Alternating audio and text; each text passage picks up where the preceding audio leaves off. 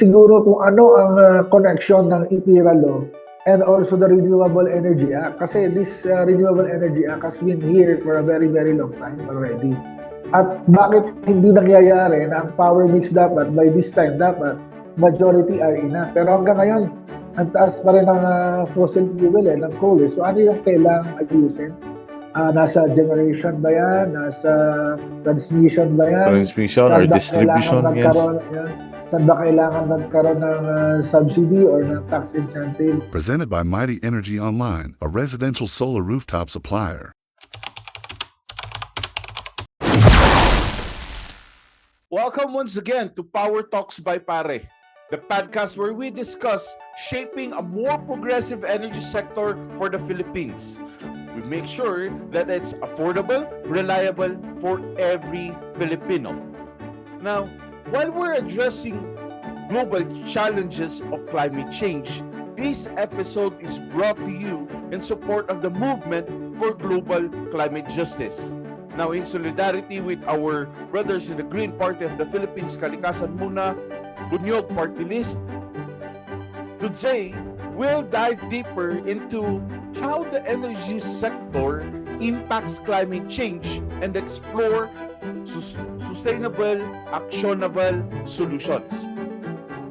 We are honored to have David D'Angelo, a true climate change warrior, an educator, an advocate for a greener Philippines.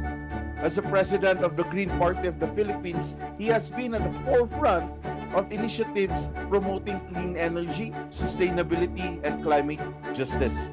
David has championed global climate justice, aligning with movements like Kalikasan Muna, Partners for Affordable and Reliable Energy, and Bunyog Party List. David, thank you very much for coming back to our show, Power Talks by Pare, and for joining us today. Makakalikasang umaga, Nick, and of course, good morning to those who are watching this podcast in the Philippines and all over the world. It's nice to be back, no, in Power Talks.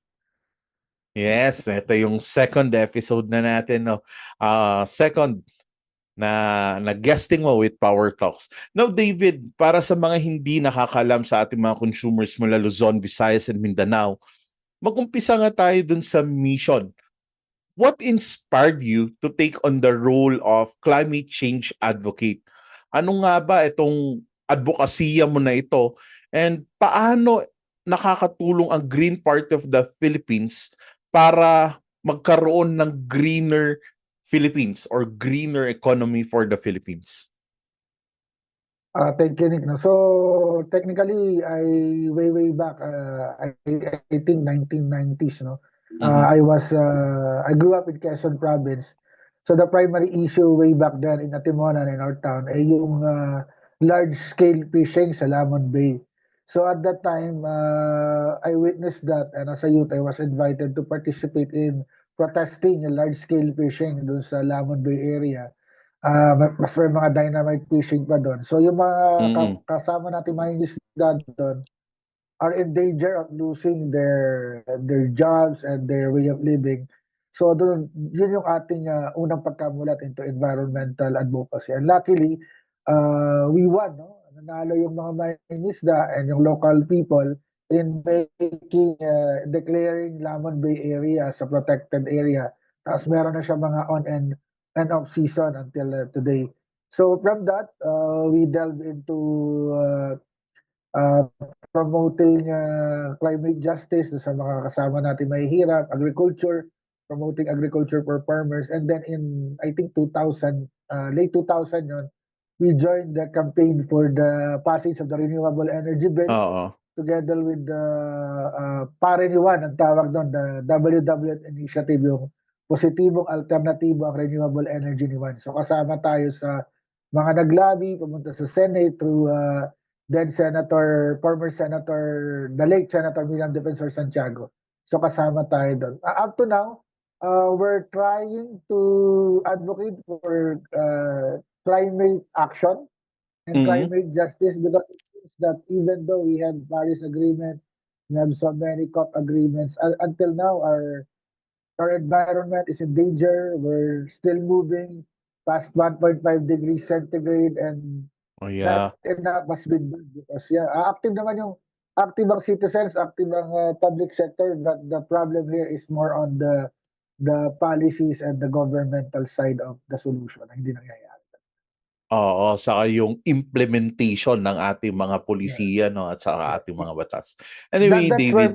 That's where pala the Green Party comes in, no? Kasi Green Party is focused on the green governance, so that's the thing that we are advocating. Since Oo. 2003 na matayo yun, we're pushing talaga na mapasama sa governance and policy making ang green agenda and the environment. Okay. Alright, David, no, so pinag-uusapan natin itong climate justice, pero ano nga ba ang ibig sabihin ng climate justice? Pwede mo bang ipaliwanag para sa ating mga viewers?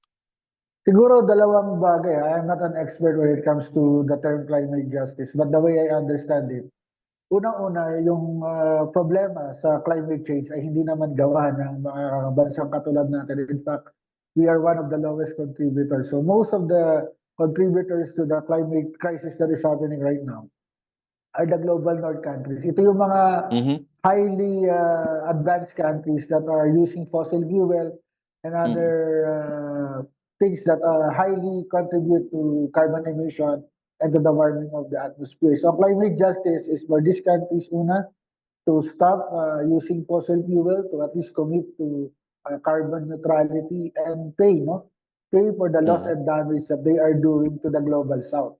Ito yung mga bansang apektado kasama ang Pilipinas. Ano yung north and south? Baka tanongin ng mga nakikinig, ano ba yung global north and south? So global north, pag hinati mo yung globe sa equator, yung lahat ng nasa north, napapansin natin, and possibly I have to dwell on that, bakit nga mas yung nasa north ang pinakamayayamang bansa na nagko-contribute sa climate crisis, and yung mga nasa baba ang mahihirap ng bansa. So that's global north and south. Pangalawang estado ng climate justice is how do we move to carbon neutrality or net carbon emission. Mm. Ibig sabihin, hindi kailangan basta-basta yung transition. We have to think of the people who are most vulnerable. These are the poor and the masses, class C, D, and E. Paano ba sila maapektuhan ng transition?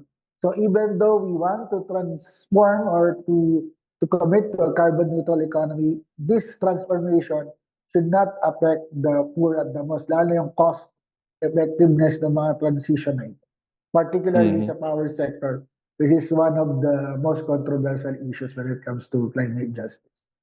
Oo.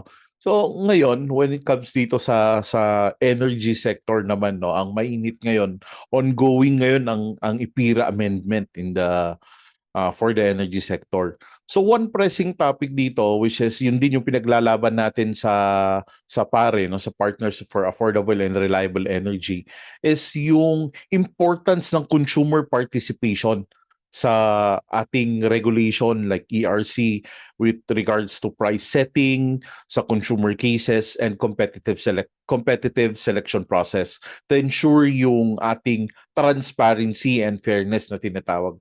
So, for you, in your insight, the same rin ba na dapat meron talagang partisipasyon ng ating mga consumers sa mga ganitong gawain? Yeah, I think, Nick, it's very important, no, that there's a consumer participation. The problem is, ang kailangan pala kasi din dito, when it comes to IPIRA amendment, are the consumer groups. Kasi individually, consumers are really hesitant, no, Mhm. to file actions or magreklamo kasi sabihin nila, minsan, makakaabala pa sa akin yan, wala naman ako napapala. Oo. So consumer groups need to be strengthened and they need to step up in order to empower these individual consumers to lobby for the important changes in the IPIRA. Kasama dito siguro yung talagang dapat palakasin natin yung penalties against the power generators and even the electric cooperatives and Mhm. other players na nagko-contribute dun sa inefficiency. Kasi minsan parang acceptable na lang yung inefficiency, magkakaroon ng issue like mga previous brownouts, there were a lot of complaints and even national discussion about it. But after it died down, may na-penalize ba? So parang wala naman, parang okay, tapos na pag-usapan. So back to the usual process. So it's very important that the EPRA strengthens the consumer participation and also put additional regulation and penalties to those who are really continuously inefficient in their contribution to the power industry.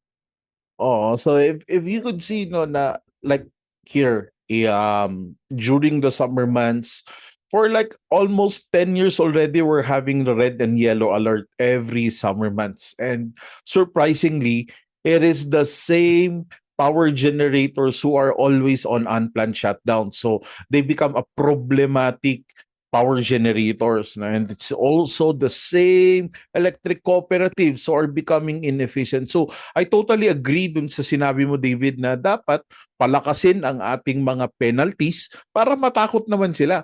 Hindi yung tipong magbibigay ng penalty na it's like just a slap on the wrist na kayang-kaya naman nilang bayaran with your profits and everything. But true enough, David, I truly support what you have mentioned. So, isa rin uh, amendment in the IPIRA right now is to strengthen the ERC powers, no? Do you agree in strengthening the ERC powers, or sa tingin mo ba kasya na yung powers ni ERC at present?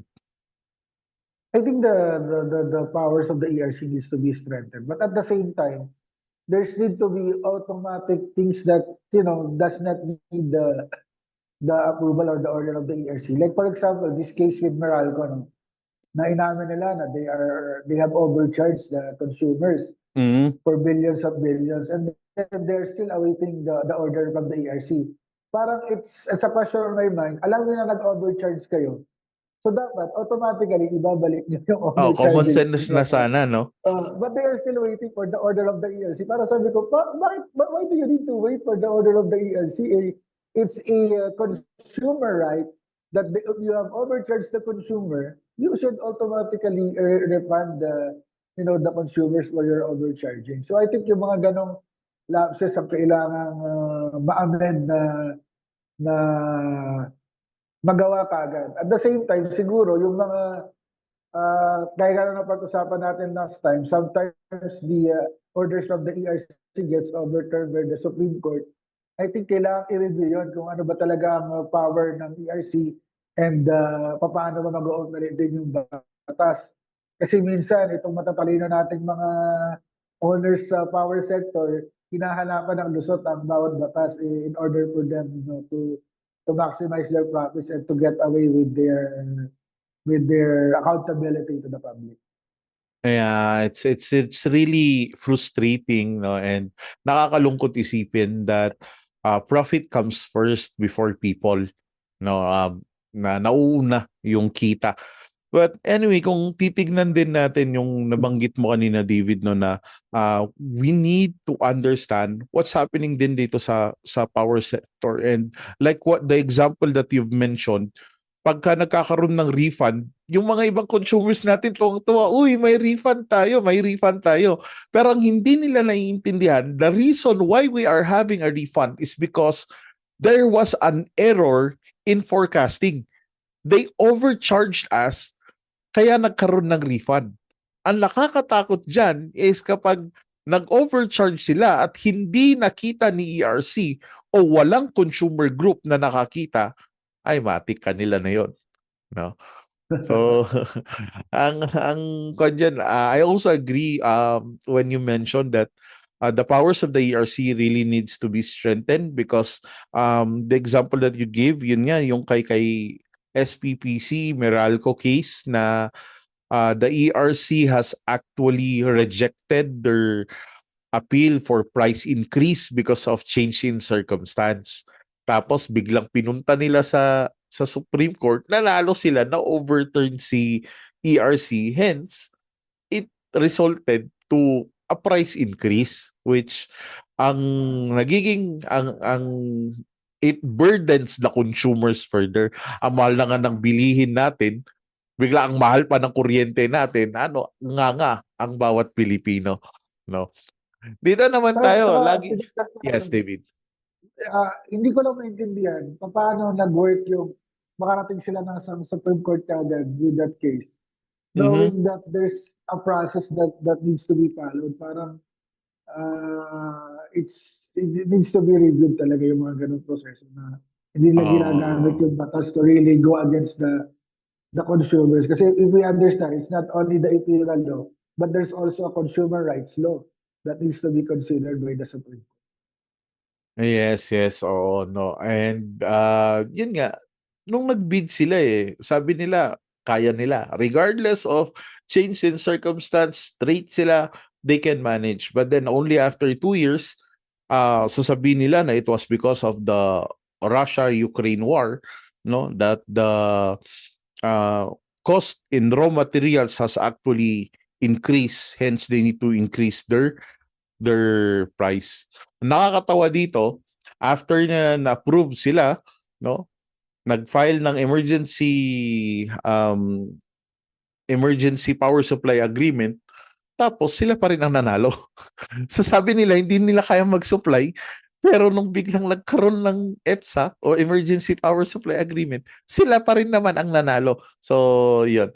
But, isa pa na issue na pinag-uusapan ngayon is nag-aaway ngayon or nag-overlap itong si NEA and si CDA or the National Electrification Administration and the Cooperative Development um, Administration, yung CDA, no? So itong si NEA, sinasabi niya na overpower niya si CDA, which is pag sa electric cooperative, dapat naka-register siya under the Cooperative Development Authority. Ano man sasabi mo dito, David? Do you agree kay CDA or do you agree kay NEA? I think yung problema dito originates with the original, the existing imperial law, no? Kasi you do not say in a law that you can register either or. It's very big eh. The law should be exact. Where do you register? And the name itself, if you use the name cooperative, automatically, napakalinaw niyan na you should register sa CDA. Kasi that's where all cooperatives are regulated eh. Hindi mo pwede na cooperative ka, pero hindi ka rehistrado sa CDA because that's I firmly believe that it's against another law, the cooperative law. You cannot use the name cooperative if you are not registered with the CDA.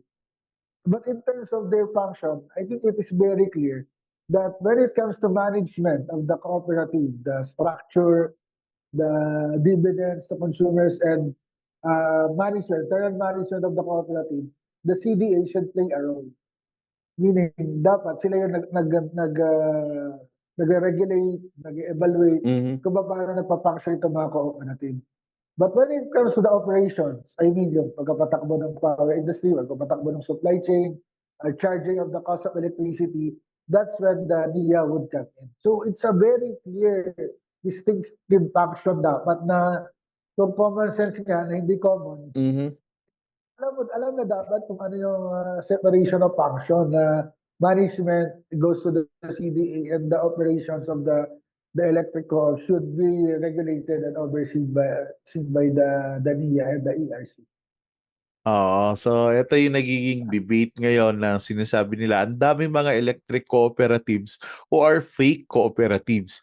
At sa mga ating mga listeners na nandiyan, no, pag sinabi kasing cooperative, it should be owned by member consumer owners na dapat mga taong bayan ang nagmamay-ari at walang politiko o sinumang private person or private institution na nagmamay-ari doon sa electric cooperative. And yun nga, no, na pagka ikaw hindi ka rehistrado sa CDA, yung nabanggit mo nga, David, na sa ating IPIRA law, electric cooperatives have the option whether to register under NEA or register under CDA, no? Under the Cooperative Development Authority. But which I think tama naman yung nabanggit mo na kung cooperative ka, ang tama naman na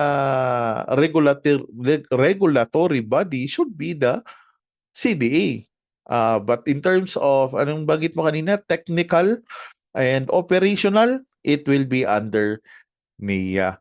No, yun nga. See, same with the corporation code, di ba? You cannot use you cannot add incorporated or corporation if you are not registered under the SEC as a corporation. Di ba? Hindi ka naman pwede gumamit dapat ng cooperative and even use the benefits of the cooperative if you are not registered with the CDA. Kasi may mga nababaliwala dyan, particularly the rights of the members of the cooperative. Kasi if registrado ka sa CDA, yung mga miyembro, may karapatan magreklamo sa CDA if you are not functioning well as a cooperative. They can even challenge the leadership of these electric cooperatives. Pero since hindi sila CDA registered, parang walang kapangyarihan yung CDA to to regulate the leadership of this cooperative. So yeah, we hope that in the amendments that's coming up, some of our policymakers could actually think about it. Although we already have submitted our position papers regarding this, and sana nga pakinggan tayo ng ating mga mambabatas, ang ating mga policymakers in the Congress and in Senate. So today, November 15, we are actually supporting yung Global Days of Action for Climate Justice. So ito, David, is November 15 to 17, 2024, and it's happening not only here in the Philippines, but it's global. Am I correct? Yeah, yes. Because it also coincides with COP29. That's happening starting November 11 until the 22nd sa Baku, Azerbaijan. So nakikita nga natin na itong November 15, sari-sari, may mga nakita akong mga ibang activities for Global Days of Action for Climate Justice in Cebu. There were also activities in Manila. There were activities as well in Zamboanga. Yun nga lang, kung sa akin, David, nananawagan ako na sana in all our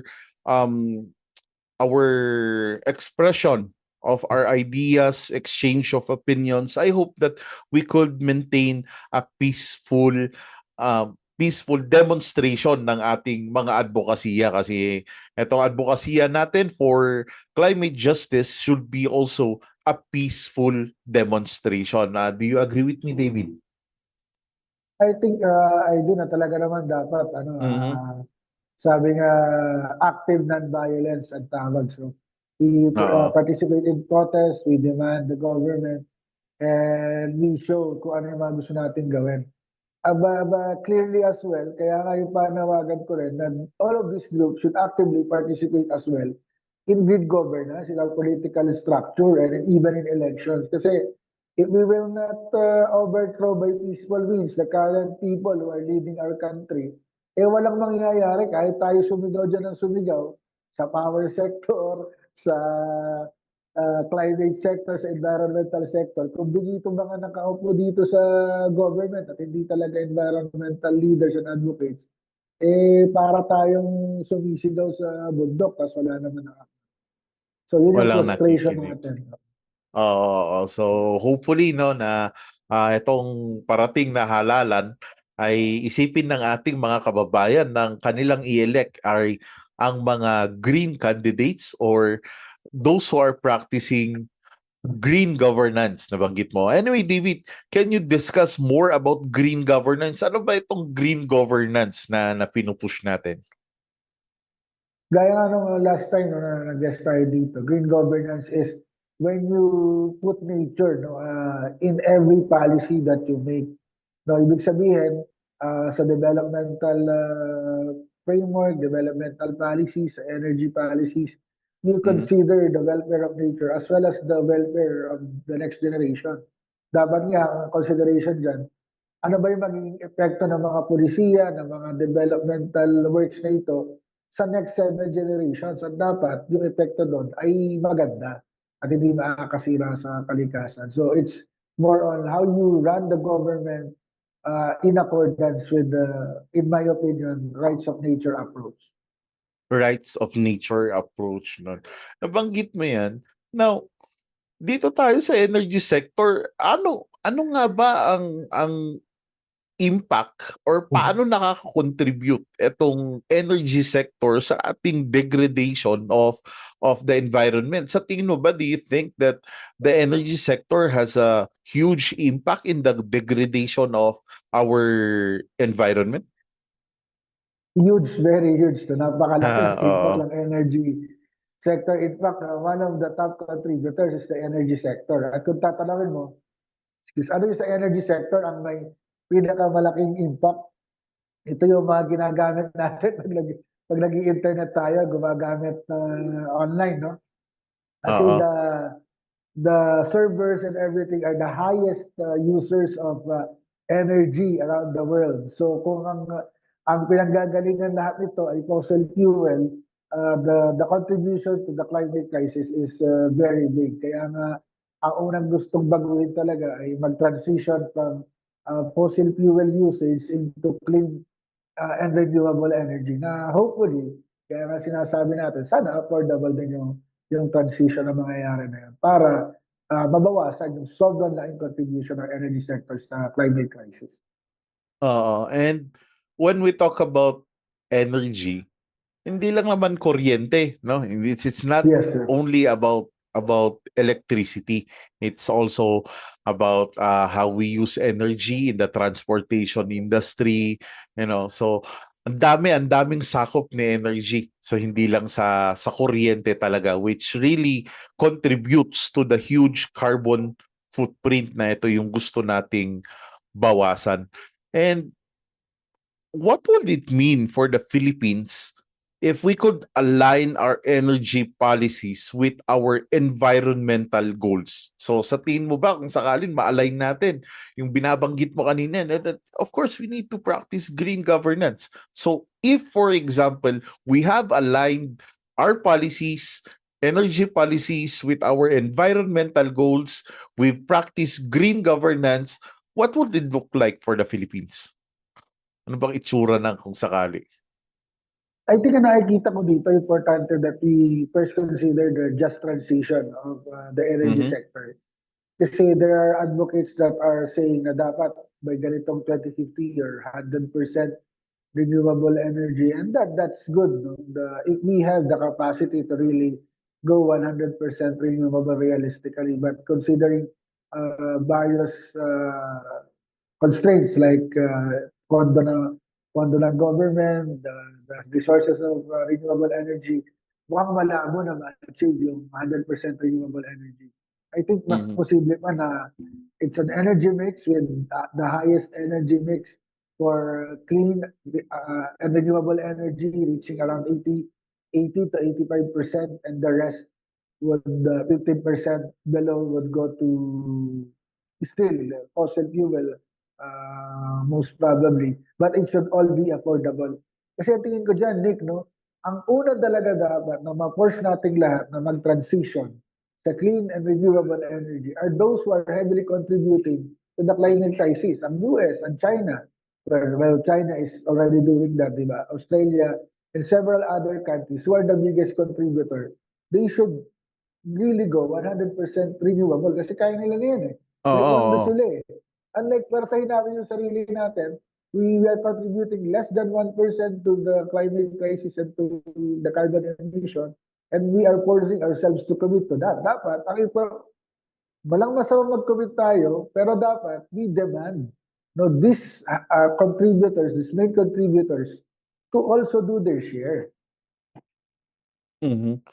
And yeah, they are the biggest, no? They are the biggest countries, more developed than us. So they should become the leaders. So sila sana yung mangunguna, no, para dito.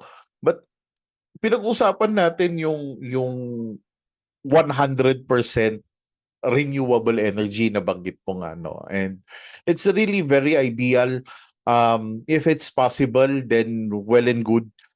Shout out kay Governor Grex Lagman of Albay. I visited Albay. I've attended the RE Summit in Albay. It was headed by kay Sir Ian Rivera of PMCJ, no, and they are pushing for 100% RE and Albay. And I think with their presentation during the RE Summit, there's a possibility, although there are a lot of challenges, because we also need to consider the transmission, yung paano nga ba si NGCP, kaya ba niyang isupport, no? But I really want to see yung implementation ng 100% na RE ng Albay. No, shout out GovGrex Lagman. No, thank you for inviting us in Albay and to listen dun sa RE Summit in Albay, pushing for 100% RE. And yun, hopefully tingnan natin, antayin natin David, and let's pray for them. Let's root for them. Let's hope that they'll be successful, because if ever na magiging successful, this will be the first province in Asia who's actually 100% RE. No, it will become the template na kung kaya pala ni Albay di kaya rin ni Baguio, kaya rin ni Batangas, kaya rin ni Zamboanga, no? So if ever this would be a case study, and then tignan natin, no? Let's hope. No? So kung sakali na we practice green government, na banggit mo David, so kung sakali mas mababa yung ating emission ng carbon emission, we have a cleaner air, and energy becomes more dependent and reliable, and ang green governance would now have a more long-term economic, positive, and environment impact for us. Tama ba? No? Yeah. Yeah. Yes, tama yan kasi napakahalaga ng polisiya talaga. Kaya ng ginawa ni Governor Lagman. It's a good thing, lalo na kasi they have the geothermal power to really be used kasi malapit sila sa geothermal energy. So it's really questionable kung hindi nila ma-achieve yung 100% renewable energy. So I think na yung iba has also to find ways kung ano ba yung pwede sa kanilang renewable energy na Anong pwede? pwedeng gamitin.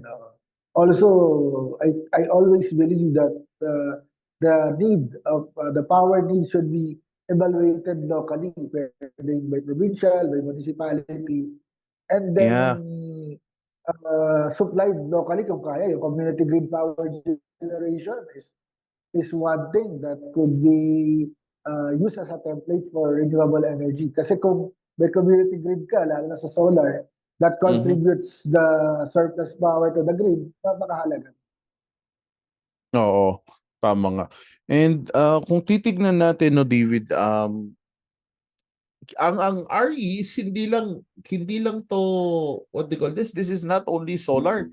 Maraming klase ng ating mga RE or renewable energies. Yung nabanggit mo kanina, no, na kailangan patuloy sila naghahanap ng alternative sources, whether that's heat, thermal, wind, solar, no, and sana nga talaga magiging local.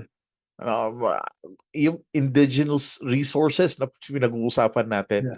No, and we're really hoping then na ang ating mga policy makers would become serious in not only in creating the policies but as well in implementing yung ating mga batas. Yeah, yun David, no, sana pati yung implementation, hindi lang yung paggawa ng polisiya, no.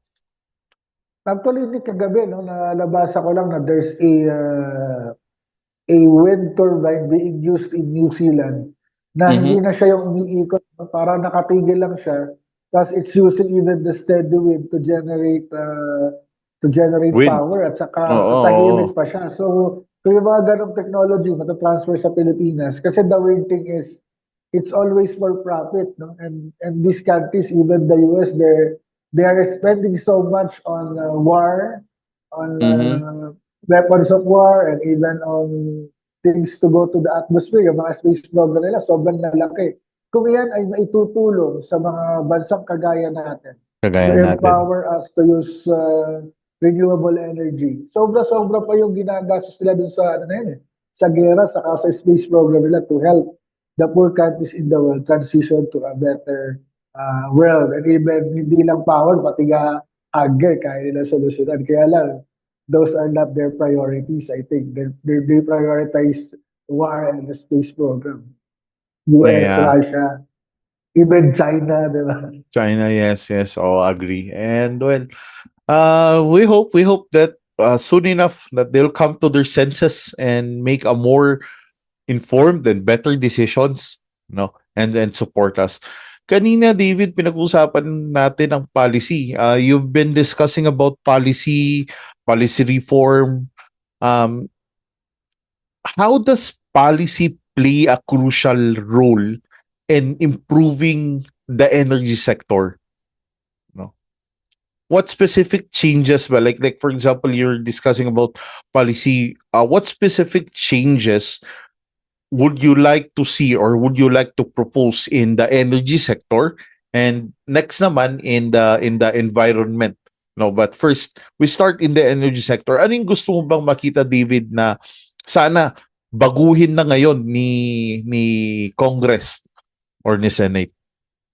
I think una-una yung amendment sa APR law is very, very important, particularly on the role of NIA and the CDA, no, CDA, oo.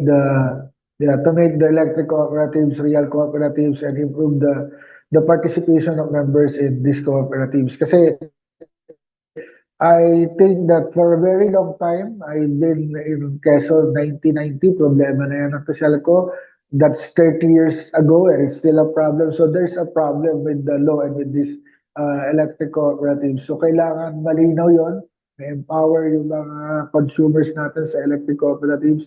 At the same time, siguro kailangan palakasin ang consumer participation, yung oversight ng consumers sa ERC and sa regulations and sa power sector needs to be strengthened. I think dapat mandatory na in every aspect may participation ang mga consumer. Pangatlo, I think importante din yung penalization, no? Dapat talagang malinaw kung anong penalty mo pag inefficient ka. Lalo na yung sinasabi mga na red and yellow alert. Pag you are continuously contributing to the inefficiency, dapat malinaw yung penalty at dapat it's a mandatory penalty that you have to pay so that these power players could really improve in their efficiency. Isa pa siguro yung ano nga po yung nalimutan ko yung term pero Yeah. kanina sasabihin ko na kaso napasingit ako dun sa Oo. pag-penalize sa mga nagko-contribute sa sa Korea. Yun yung mandatory refund, no? Kung may overcharging. Mandatory refund, Dapat, yes, it should yes. be Oo. mandatory refund. Hindi nila mag-i-intake pa sila lang ng order ni ERC kasi I think it's something that is under the Consumer Act na kailangan ma-exercise. At the same time, yung siguro benefits, no, i-review rin natin, tingnan din siguro kung ano ang connection ng IPIRA law and also the Renewable Energy Act. Kasi this Renewable Energy Act has been here for a very, very long time already. At bakit hindi nangyayari na ang power mix dapat, by this time dapat, majority are enough. Pero hanggang ngayon, ang taas pa rin ng fossil fuel, ng coal. So ano yung kailangang ayusin? Nasa generation ba yan? Nasa transmission ba yan? Transmission or distribution, yes. Saan ba kailangan magkaroon ng subsidy or ng tax incentive? At yun, naalala ko na yung gusto ko sabihin. I think yung NGCP kailangan ding ma-review yung ownership kasi it's very important that this is a national security issue that the shares of those managing the NGCP should at least be majority Filipinos and part of them should not go to a country which we have a national security issue with kasi yung China ownership sa NGCP is a big threat to our national security, di ba? Baka mamaya biglang magkaroon ng away sa West Philippine Sea, bigla tayong patayan ng kuryente, di yari tayo lahat. So, yung mga ganong aspect should really be reviewed and strengthened, dahil sa security issue. Yeah, I totally agree, no, na imagine what happened dun sa Ukraine where Putin have attacked actually their system operator. So dapat So, ang system operator natin should be the government. So, if there's an area in the energy sector where the government should go back into, that should be the system operation. But yung managing the grid, no, making sure that the grid is reliable, that can be for the NGCP. Ano? Nakakatakot nga kasi imagine mo kung system operator natin 40% it's owned by China, the state grid of China. So kung sakali na sabi mo nagkatampuhan, patay, no, pinatayan tayo ng kuryente, and lahat tayo, we all need electricity. Kawawa naman yung mga merong pasyente sa bahay, no, ni electric pan walang nagagamit kasi walang kuryente. Sa komersyo kailangan natin ng kuryente. Sa pag-aaral kailangan ng kuryente. Kawawa yung mga estudyante, laging walang pasok pag brownout din kasi sobrang init. So, I do believe that electricity really affects everything. No, ang issue ng kuryente ay hindi lamang para sa mga engineers, hindi lamang para sa atin mga energy advocates, pero itong issue talaga ng kuryente, kailangan talaga lahat tayo magtulong-tulong para magbigay ng sustainable solution para sa ating problem sa kuryente, kasi konektado ngayon, nabanggit mo David, konektado ang kuryente sa lahat ng industriya, no? At itong ating mga polisiya. So, again, with Saka the siguro, celebration. Yes, David, sorry. Go ahead. idagdag ko na rin siguro na the government and the LGU should encourage businesses to really use renewable energy, lalo yung solar. I think kaya naman to ng mga businesses to tap into solar generation kasi marami namang negosyo na yung nagtatap doon. At siguro padaliin, ito yung reklamo ko sa Meralco at saka padaliin nila yung net metering application. Huwag lang pahirapan yung mga tao na ang dami mga requirements na hinihingi kasi ayaw na mabawasan yung kita nila. So kung gumagamit ng solar, itong mga businesses na ito, or even the residential, and they are contributing something back to the grid, I think dapat padaliin yung proseso ng net metering. No, para at least makareceive din naman sila ng kahit na paano ay compensation from the power distributors. Yes. Ang alam ko, David, na this administration, the administration of President BBM, has actually encouraged ang ating mga LGUs to have their own solar panels in the government buildings. The question here is the implementation. Kasi binaba they are encouraged to do so. Pero pag maglalagay ka kasi ng solar panel sa ating government building, sabihin natin, ikaw si Mayor, maglalagay ka ng solar panel, wow, maganda yan. Pero, that's good for 8 years. Ang term mo, 3 years lang. So minsan, kailangan din natin dito is the political will. Yung sabi mo nga kanina, no, na yung nag-a-apply talaga ng green governance na hindi niya iniisip na, nako, baka mamaya magiging successful yan sa pag napalitan ako, i-claim yan ng kabilang what do you call this, kabilang kalaban ko. So, yun yung nagiging issue That's how natin. selfish our political system is that I think also needs to be changed. No? Dapat talaga ang mga lingkod bayan ay tunay na lingkod bayan. No? So, it's another topic, but I think we really have also to look into the political system that we are currently using right now. It needs a major overhaul as well. Oo nga. Anyway, ayun. Maraming salamat, David, and any advice sa ating mga viewers out there? Siguro sa mga kababayan Last natin, words, no, yes. sa mga kababayan natin na may reklamo sa kuryente or you want to be part of voicing out the problems in electricity that you find the consumer group nearest in your area, pwede kontakin ninyo ang PARE, no, and other consumer groups, and join them para mapalakas yung advocacy na sama-sama natin kailangan pagtulungan kasi individual voices are very important, but syempre pag mas nagsasama-sama tayo mas makikipagpakinggan, hopefully basta mapakinggan. Mhm. Next, maraming salamat, Nick, at sa pare for inviting me to Power Talks. And I hope that I contributed some insights into the problem in the power sector and the possible solutions. And lastly, syempre, I think some of you might not know, but Nick already know that we are also running for the Senate. And yung ating pagtakbo naman dito hindi dahil gusto natin na talagang maging senador. Gusto siyempre, gusto nating manalo. Kaya lang, a major aspect why we decided to run is our frustration. No? I am personally very Mhm. frustrated, waiting for a very, very long time, more than 30 years, doing environmental advocacy and climate action, that nothing is really happening. Climate change is worsening. Our Philippine environment is degrading, no, despite the DENR na nagbabantay daw, pasira pa rin ang pasira yung ating kalikasan. So sabi ko, I think someone has to step up and, really focus on the environment, even though that most candidates see this as an issue that is not the very popular, but we're standing for issues on the environment.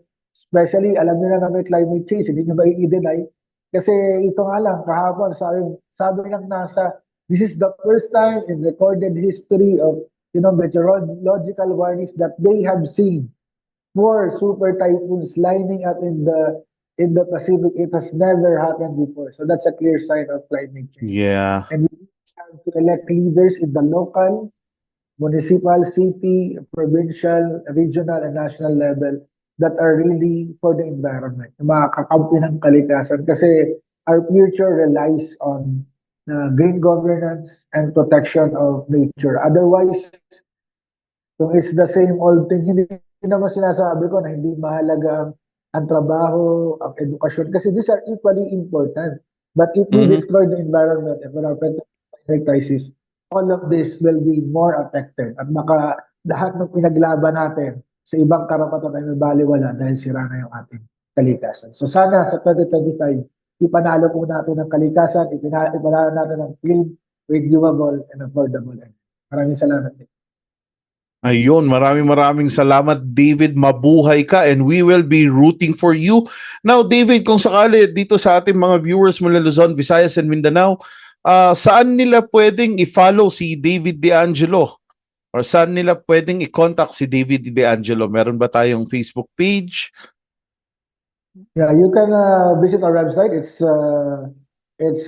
deangelodavid.com, and also you can follow our Facebook page, Deangelo for Senator. That's /Deangelo for Senator, and sa other social media pages, sa X, sa TikTok, sa Instagrams. That's David Deangelo PH. So wag po kayo mahiya. You can ask questions. You can send me a message, and I will try to reply back to you, kasi most of the time I'm the one answering all of the inquiries. So, habang kaya pa. Ayun. Maraming salamat ulit, David, and to all our listeners from Luzon, Visayas, and Mindanao. Thank you very much for tuning in Power Talks by Pare. If you found this episode's inspiring, please follow, like, and share our Facebook page, Partners for Affordable and Reliable Energy. And for more information, you could visit our website, corrienteinsights.wordpress.com, for additional blogs, articles, and videos. Please subscribe to our channel, Power Talks by Pare, for more episodes. And thank you very much for tuning, and see you on our next chapter. Presented by Mighty Energy Online, a residential solar rooftop supplier.